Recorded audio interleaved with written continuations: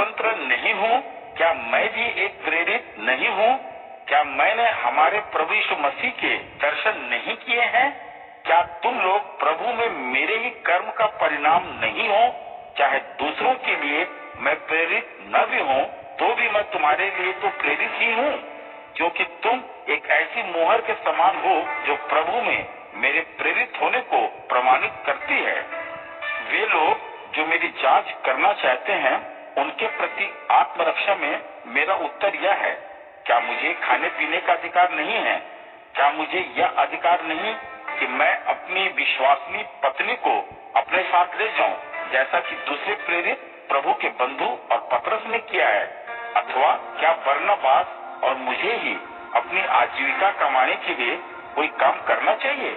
सेना में ऐसा कौन होगा जो अपने ही खर्च पर एक सिपाही के रूप में काम करे? अथवा कौन होगा जो अंगूर की बगिया लगाकर भी उसका फल न चखे? क्या कोई ऐसा है जो भेड़ों के रेवड़ की देखभाल तो करता हो, पर उनका थोड़ा बहुत भी दूध न पीता हो? क्या मैं मानवीय चिंतन के रूप में ही ऐसा कह रहा हूँ? आखिरकार क्या व्यवस्था का विधान भी ऐसा ही नहीं कहता? मूसा की व्यवस्था के विधान में लिखा है, खलिहान में बैल का मुंह मत बांधो। परमेश्वर क्या केवल बैलों के बारे में बता रहा है? नहीं, निश्चित रूप से वह इसे क्या हमारे लिए नहीं बता रहा? हाँ, यह हमारे लिए ही लिखा गया था, क्योंकि खेत जोतने वाला किसी आशा से ही खेत जोतने और खलिहान में भूसे से अनाज अलग करने वाला फसल का कुछ भाग पाने की आशा तो रखेगा ही। फिर यदि हमने तुम्हारे हित के लिए आध्यात्मिकता के बीज बोए हैं, तो हम तुमसे भौतिक वस्तुओं की फसल काटना चाहते हैं, या क्या कोई बहुत बड़ी बात है? यदि दूसरे लोग तुमसे भौतिक वस्तुएं पाने का अधिकार रखते हैं, तो हमारा तो तुम पर क्या और भी अधिक अधिकार नहीं है? किंतु हमने इस अधिकार का उपयोग नहीं किया है, बल्कि हम तो सब कुछ सहते रहे हैं, ताकि हम मसीह सुसमाचार के मार्ग में कोई बाधा न डाल दे। क्या तुम नहीं जानते कि जो लोग मंदिर में काम करते हैं, वे अपना भोजन मंदिर से ही पाते हैं, और जो नियमित रूप से वेदी की सेवा करते हैं, वेदी के चढ़ावे में उनका हिस्सा होता है। इसी प्रकार प्रभु ने व्यवस्था दी है कि सुसमाचार के प्रचारकों की आजीविका सुसमाचार के प्रचार से ही होनी चाहिए। किंतु इन अधिकारों में से मैंने एक का भी कभी प्रयोग नहीं किया, और ये बातें मैंने इसलिए लिखी भी नहीं है कि ऐसा कुछ मेरे विषय में किया जाए, बजाय इसके कि कोई मुझसे उस बात को ही छीन ले जिसका मुझे गर्व है। इससे तो मैं मर जाना ही ठीक समझूंगा। इसलिए यदि मैं सुसमाचार का प्रचार करता हूँ, तो इसमें मुझे गर्व करने का कोई हेतु नहीं है, क्योंकि मेरा तो यह कर्तव्य है। और यदि मैं सुसमाचार का प्रचार न करूँ, तो मेरे लिए यह कितना बुरा होगा।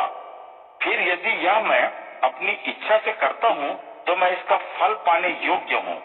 किंतु यदि अपनी इच्छा से नहीं, बल्कि किसी नियुक्ति के कारण यह काम मुझे सौंपा गया है, तो फिर मेरा प्रतिफल काहे का? इसलिए जब मैं सुसमाचार का प्रचार करूं, तो बिना कोई मूल्य लिए ही उसे करूं, ताकि सुसमाचार के प्रचार में जो कुछ पाने का मेरा अधिकार है, मैं उसका पूरा उपयोग न करूं।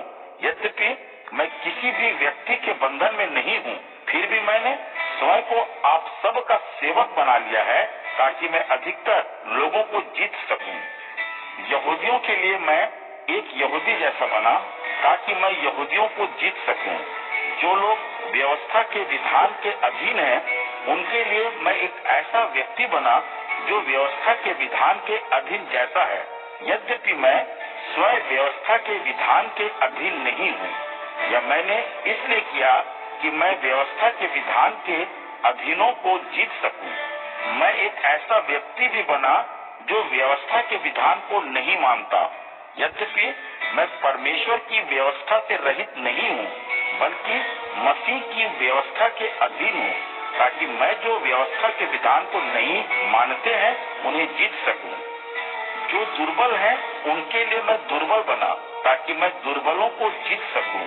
हर किसी के लिए मैं हर किसी के जैसा बना ताकि हर संभव उपाय से उनका उद्धार कर सकूं। यह सब कुछ मैं सुसमाचार के लिए करता हूँ ताकि इसके वरदानों में मेरा भी कुछ भाग हो।